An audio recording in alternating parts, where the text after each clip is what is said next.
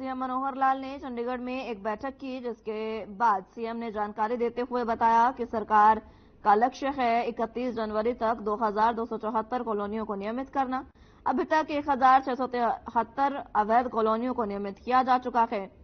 CM ने कहा कि इसके लिए 3000 करोड़ का बजट सरकार ने तय किया है। उन्होंने आगे कहा कि अवैध कॉलोनियां ना बने, सरकार इसके लिए प्रयास कर रही है।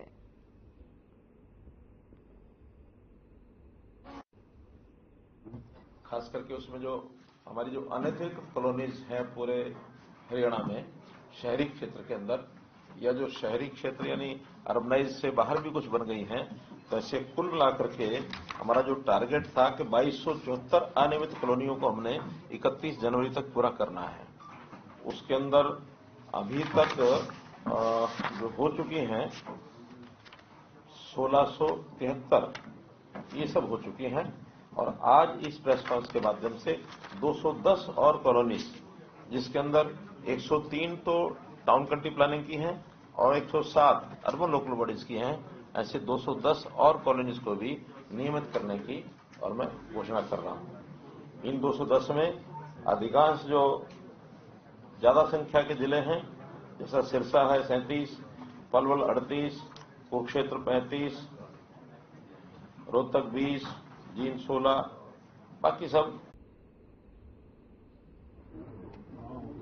एजेंसियां लगी हुई हैं इसकी जांच करने के लिए कि इनके पीछे कौन सी ताकतें काम कर रही हैं।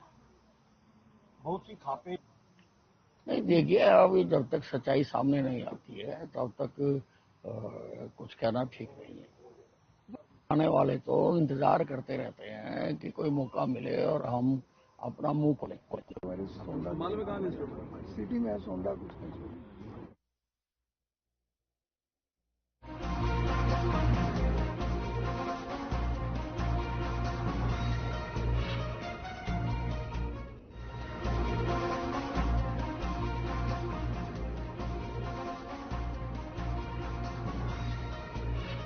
इस बीच फरीदाबाद से इस वक्त की अहम जानकारी, जहां पर बिट्टू बजरंगी के भाई को जलाया गया है। आग में बुरी तरह से झुलसा के पीड़ित निजी अस्पताल में उसका इलाज जारी है। बिट्टू बजरंगी को भी जान से मारने की धमकियां मिल रही है। जान से मारने की धमकियां बिट्टू बजरंगी को मिल रही है। उससे पहले उसके छोटे भाई को भी आग के हवाले किया गया, जिसमें पीड़ित आग में बुरी तरह से झुलस गया है, जिसका निजी अस्पताल में इलाज जारी है।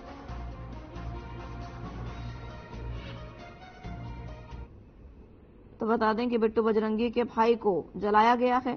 आग में बुरी तरह से झुलसा है पीड़ित, निजी अस्पताल में इलाज उसका जारी है। बिट्टू बजरंगी को भी लगातार जान से मारने की धमकियां मिल रही है। जान से मारने की धमकी मिलने के चलते बिट्टू बजरंगी के छोटे भाई को उससे पहले आग के हवाले किया गया।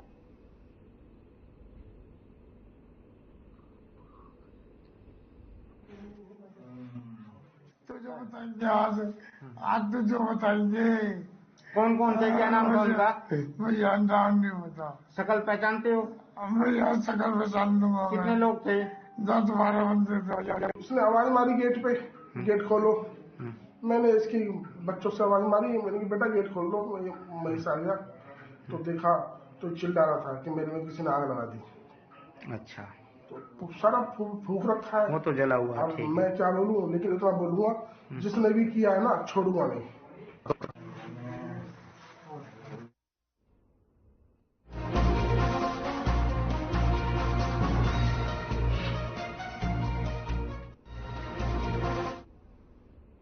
जिला महेंद्रगढ़ के सिरोही बहाली टोल प्लाजा में तोड़फोड़ का मामला सामने आया। दरअसल नांगल चौधरी पुलिस ने 2 आरोपियों को काबू किया है। आरोपियों की पहचान पवन मोहनपुर, संजय मोहनपुर के रूप में हुई है। फिलहाल पुलिस मामले की जांच कर रही है।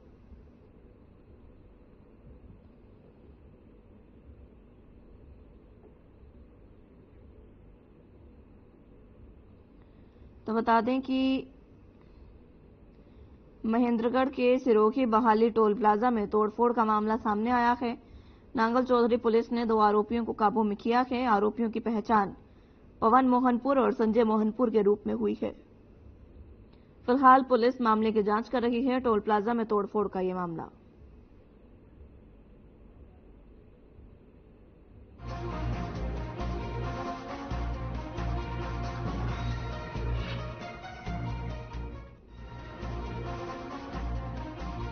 इस बीच फरीदाबाद से यह अहम जानकारी जहां पर 2.5 साल के मासूम से दुष्कर्म का मामला सामने आया है। नाबालिग पड़ोसी ने हवस का शिकार बनाया है। 2.5 साल के मासूम को बच्ची को खिलाने के बहाने वो आरोपी जो है वो उसे लेकर गया था। परिवार ने पुलिस को शिकायत दी है। सिविल अस्पताल में अब मेडिकल जो है वो बच्चे का करवाया जा रहा है। तो यह अहम जानकारी फरीदाबाद से आपको बता रहे हैं, जहां पर 2.5 साल की मासूम से दुष्कर्म का मामला।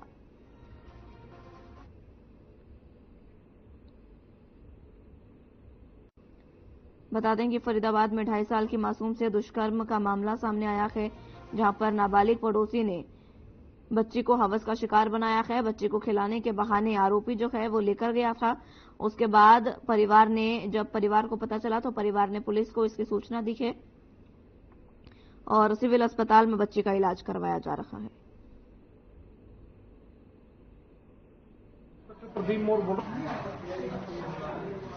बड़ी लड़की आई ना स्कूल से 12:30 बजे, तो बोले क्या कहते मम्मी मैं लाली को ले जा रहा हूँ, ले जा। तो घर लेके गई है, तो घर में जाने से पहले पड़ोसिन का लड़का था, तो वो बोला क्या नाम है उसका? किसका? लड़के का नाम तो राज था। राज लेंगे? अच्छा, हाँ जी। तो वो लेके गया, ऐसे ऐसे बात है। फिर लड़की रोई है, तो उसकी माँ बोली अरे क्या कर रहा है? तो क्या मम्मी मैं गुब्बारा फुला के दे रहा हूँ, ये रो रही है, फोड़ के नहीं है। अच्छा, लड़के की माँ ने बोला? अच्छा। हाँ जी। 2.5 साल की बच्ची है जिसके साथ एक 14 से 15 साल के बच्चे ने रेप किया है। तो मैं थोड़ा हॉपलेस होगी, क्योंकि मैंने ऐसा कभी केस ना तो सुना जरूर है मीडिया में, पर कभी ऐसा मेरे पास कभी कोई कॉल ऐसा आया नहीं है। तो मैंने उनको बोला कि ठीक है, मैं अभी आपसे बात करती हूँ, मुझे 5-7 मिनट का टाइम दो, क्योंकि थोड़ा टेंशन हो गई थी मेरे को। तो मैंने एक बड़े भाई है मेरे अनिल कौशिक जी, लीव फाउंडेशन से, तो मैंने उनको कॉल किया और उनको कॉल करके सारी सूचना दी। फिर वो सेक्टर 58 गए, वहाँ पे इनके पेरेंट्स से बात हुई। पेरेंट्स से बात होने के बाद पता चला जी वो बीके हॉस्पिटल उस बच्ची को लेके आया है। तो मैं थोड़ा सा, देखो मैं भी एक माँ हूँ, तो मेरा दिल थोड़ा दुखा, तो मैं उस बच्ची से मिलने आई थी। तो अभी उसका ट्रीटमेंट चल रहा है, वो अंडर ट्रीटमेंट है, डॉक्टर की निगरानी में है, पुलिस वालों की निगरानी में। नाम है 2 बार पहले करिए।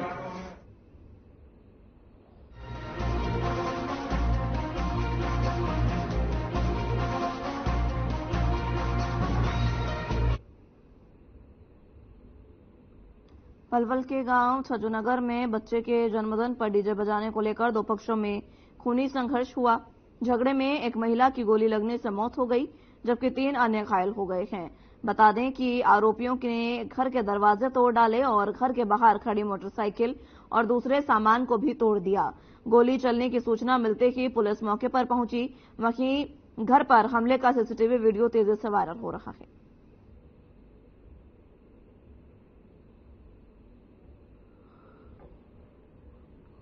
कल रात को ना जन्मदिन की पार्टी मना रहे थे, तो गली में इसी बात पे कुछ झगड़ा हो गया और इसमें एक औरत को गोली लगी, जिसकी मौत हो गई। उसमें हमने मुकदमा दर्ज कर लिया है और उसका पोस्टमार्टम करा के आगे।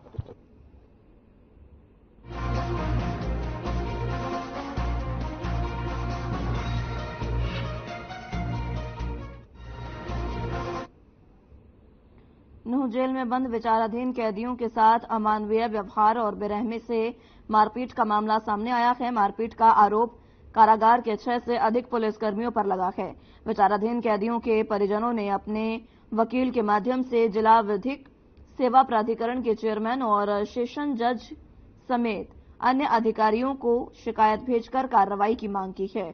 वहीं जमीयत उलेमाए हिंद के पदाधिकारियों का कहना है कि अगर यहां आरोपियों के खिलाफ कार्रवाई नहीं हुई तो वे इस मामले को हाईकोर्ट लेकर जाएंगे।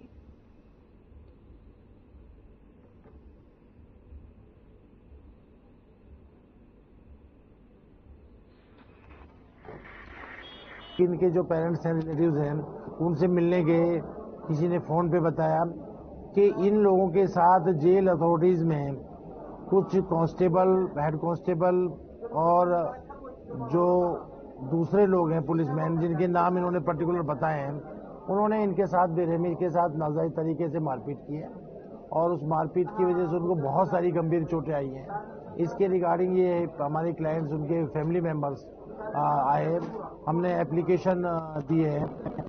मेरे दामाद 4 महीना से दंगे में कहां पकड़ो गए, जो जेल में बंद है और 3-4 दिन से वहाँ की कॉल भी नहारी है। मैंने कहा बात है, कहा ना है। आज तो हम मिलाई पे गए वो सटेटे कहाँ बात कर रहे वो न आयो ही ना। फिर हम और उनसे पूछी वो इशारे से हूं शीशा में वो बोलनो कारो है। फिर 3-4 बार पकड़ के लाए हूं से। फिर वो ने कहा कड़ी बड़ी उघाड़ के दिखाई, लाठी पड़ रही जांगन पे कड़ी में बहुत भारी और बेरहमी से कहां मारो। तो मैं बोला उनके मेरा भाई सर क्यों नहीं आया पुलिस प्रशासन से। वो बोले भाई अभी थोड़ा टाइम लगेगा, 2-4-5 मिनट खड़ा हूँ। तो मेरा भाई फिर भी नहीं आया पाया। जब मेरी तीसरी मिलाई चली, वहाँ से जब तीसरी मिलाई चलने लगी तो जब मेरा भाई आया तो उसको 3 लोग पकड़ के लाए थे। पुलिस प्रशासन ने बहुत बेरहमी से मारा था, तासुब करके, सबसे ज्यादा तासुब करा था। मेरे भाई के सर में चोट है, पैर में चोट है, हाथ में चोट है, तो उसके ब्लीडिंग आ रहा है लैट्रिन के रास्ते से, तो उनका कोई ट्रीटमेंट नहीं।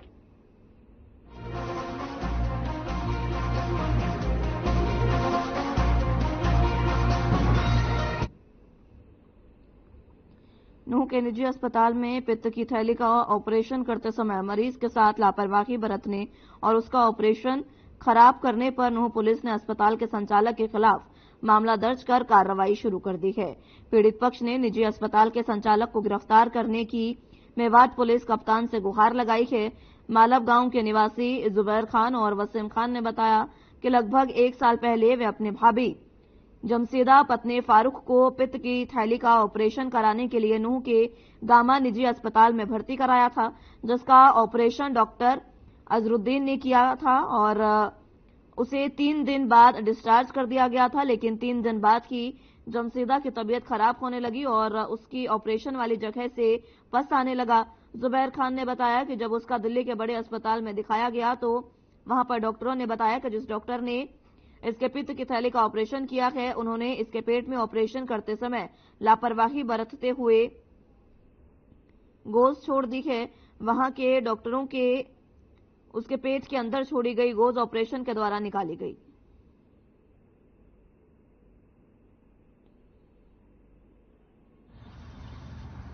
काफी चला था, पेट में पट्टी छोड़ी थी तो उसमें बोर्ड बैठा रम्मानी खेड़ा, तो उसके खिलाफ रिपोर्ट गई वहां पे। उसके बाद कोई कार्रवाई नहीं हुई। फिर बाद पीजीआई चली गई, बोर्ड वहां बैठ गया, वहां भी 25/10 में रिपोर्ट आ गई।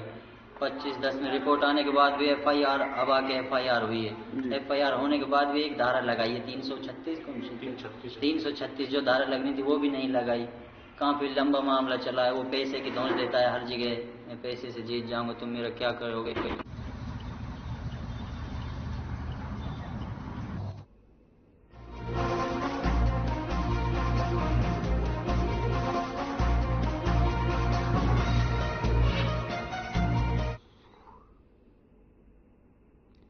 रादौर के बुबका चौक के पास इसके मार्ग पर एक बड़ा हादसा होने से टला।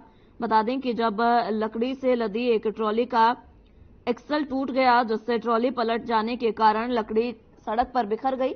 जिस वक्त ये घटना हुई उस वक्त ट्रॉली के साथ ये कार भी गुजर रही थी, लेकिन गनीमत रही कि कार सवार बाल बाल बच गए। स्थानीय दुकानदारों का कहना है कि बेशक सड़क अभी नहीं बनी है, लेकिन सड़क के बीच में थोड़ा एरिया कच्चा छोड़ा गया है, जिस कारण यहां आए दिन दुर्घटनाएं हो रही हैं। उन्होंने कहा कि इस बारे कई बार लोक निर्माण विभाग को भी बोला गया है, लेकिन समस्या का समाधान नहीं हो रहा।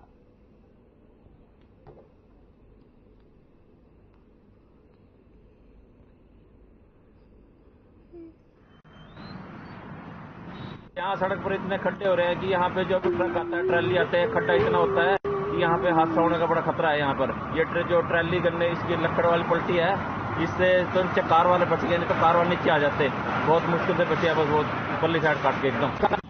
महकमे ने सड़क बनाई ना, इस सड़क को बनाने में बीच में इन्होंने 2 वो छोड़ दिए पानी की निकासी के लिए रास्ते। अब क्या है, अधिकारी से बातचीत करी हमने कि भाई ये छोड़ रखे, इसमें बहुत गहरे खड्डे हो गए, इसकी वजह से जो है ना आए दिन यहाँ हादसे होते हैं। कई ट्रकों के पट्टे टूट गए, कई गाड़ियों के जो है ना टायर भी फटते हैं। डेली लकड़ी की ट्राली जो है ना सुबह वो पलट गई और वो ट्राली की ट्राली उसको एक भरी कार के ऊपर पलट गई।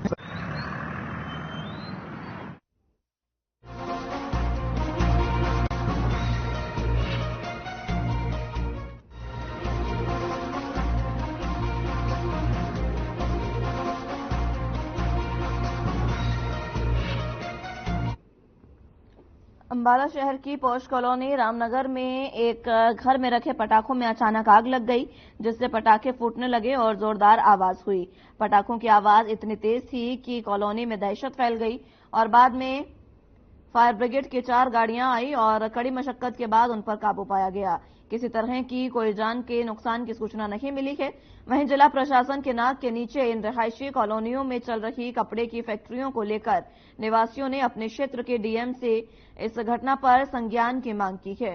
वहीं सूचना पाकर अंबाला सिटी थाना प्रभारी मुनीश कुमार भी मौके पर पहुंचे और उन्होंने बताया कि फायर ब्रिगेड की गाड़ियां ने आग पर काबू पा लिया है। एसएचओ मुनीश कुमार ने इस बात की पुष्टि की है कि ये आग यहां रखे अवैध पटाखों के कारण लगी है।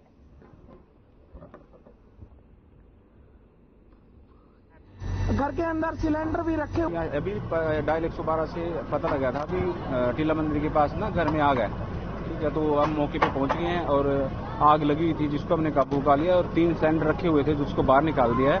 बाकी कोई जानी नुकसान का तो अभी तक पता नहीं चला हमने। बाकी पटाखे रखे हुए थे जिसको हमने काबू पा लिया। मकान में रामनगर में आग लगी है जिस पर पुलिस यहां पे पहुंची है। दमकल विभाग को सूचित किया था जिनकी गाड़ियां यहां पर पहुंच चुकी हैं और आग पर काबू पा लिया गया है।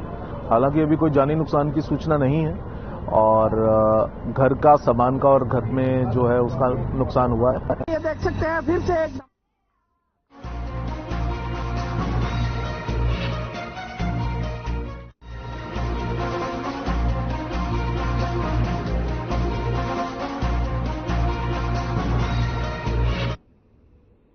नगरपालिका कर्मचारी संघ के आह्वान पर आज नगर निगम कर्मचारियों ने पूरे प्रदेश में टूल डाउन हड़ताल की। इस दौरान कर्मचारियों ने तमाम कामकाज ठप कर अलग अलग बाजारों में जाकर प्रदर्शन किया। नगर निगम कार्यालय के बाहर जमकर नारेबाजी करते नजर आ रहे ये लोग अपनी मांगों के समर्थन में हड़ताल पर हैं। दरअसल पिछले काफी समय से कर्मचारी संघ कच्चे कर्मचारियों को पक्का करने, पुरानी पेंशन स्कीम को बहाल करने, हाल ही में सड़क दुर्घटना में मारे गए कर्मचारियों के परिजनों को 50 लाख रुपए और एक सदस्य को सरकारी नौकरी समेत तमाम मांगों को लेकर प्रदर्शन कर रहे हैं। इसी क्रम में कर्मचारियों ने आज और कल टूल डाउन हड़ताल का ऐलान किया है। इस दौरान कर्मचारियों ने शहर के बाजारों में जाकर धरना प्रदर्शन किया।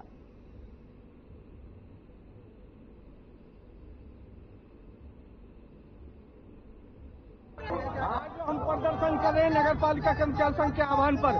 हमारी 2 दिन की टूल डाउन है और पूरे प्रदेश के अंदर ये टूल डाउन है और हम जो प्रदर्शन कर रहे हैं हरियाणा सरकार को जनता के बीच में बताना चाहते हैं कि आज जो ये कर्मचारी टूल डाउन पर है ये हमारी कमजोरी नहीं है, ये सरकार की कमजोरी है।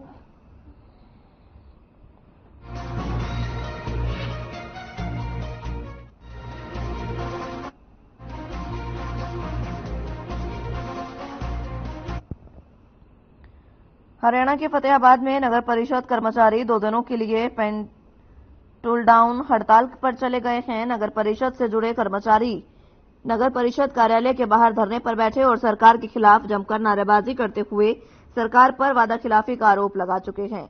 वहीं सफाई कर्मचारियों के हड़ताल पर होने के कारण शहर में सफाई व्यवस्था एकदम से चरमरा गई और शहर के गली चौराहों से लेकर बाजारों में गंदगी के ढेर लगना शुरू हो गए हैं, जिससे आने जाने वाले लोगों को कई परेशानियों का सामना करना पड़ रहा है।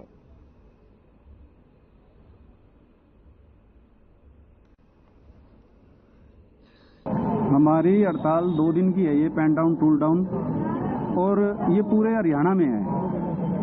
हमारे मांग मुद्दे हैं जो हमारे मांग मुद्दे वो पीछे वाले ही है, पुराने मांग मुद्दे हैं। पुरानी पेंशन बहाल करो, कच्चे कर्मचारियों को पक्का करो और कौशल रोजगार बंद किया जाए।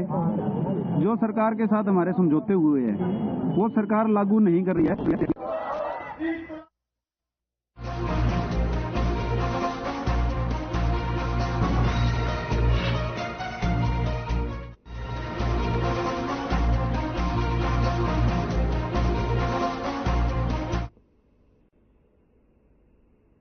हरियाणा के भिवानी में करीबन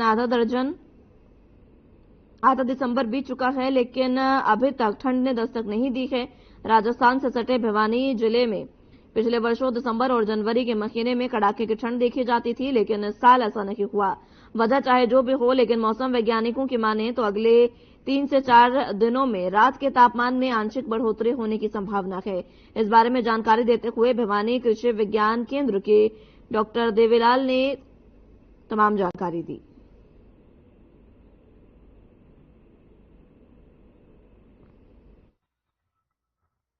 जो न्यूनतम तापमान में काफी गिरावट आई थी, जो न्यूनतम तापमान है वो 5 से 6 डिग्री के आसपास आ गया था, वो अभी जो है दोबारा से बादलवाई होने की वजह से जो रात्रि तापमान है, न्यूनतम तापमान, उसमें बढ़ोतरी होने की संभावना है और अभी ये 8 से 9 डिग्री सेल्सियस के आसपास चल रहा है।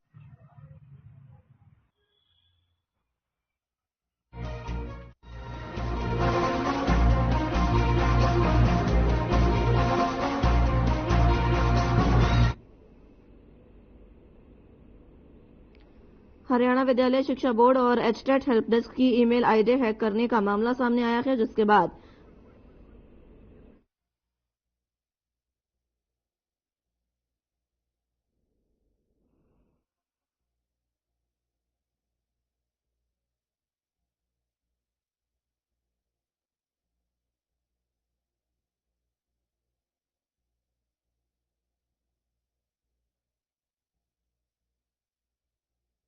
की बात करें तो जहां एक तरफ दिसंबर का महीना आधा गुजर गया है और ठंड भी धीरे धीरे बढ़ती जा रही है, तो वहीं दूसरी तरफ बढ़ती ठंड लोगों को परेशान कर रही है। इसके साथ ही बढ़ती ठंड किसानों के चेहरे पर मुस्कान भी ला रही है। दरअसल रबी की फसल जो कि गेहूं, जौ, सरसों जैसी फसलें होती है, इसके लिए ठंडा मौसम बेहद लाभकारी होता है। जैसे जैसे ठंड पड़ रही है वैसे वैसे किसान भी खुश नजर आ रहे हैं।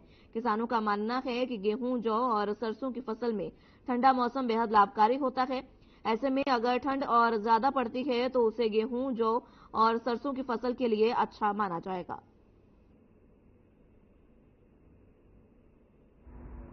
देखो, फिलहाल समय के हिसाब से ठंड कम है, फसल के लिए टेम्परेचर और डाउन चाहिए।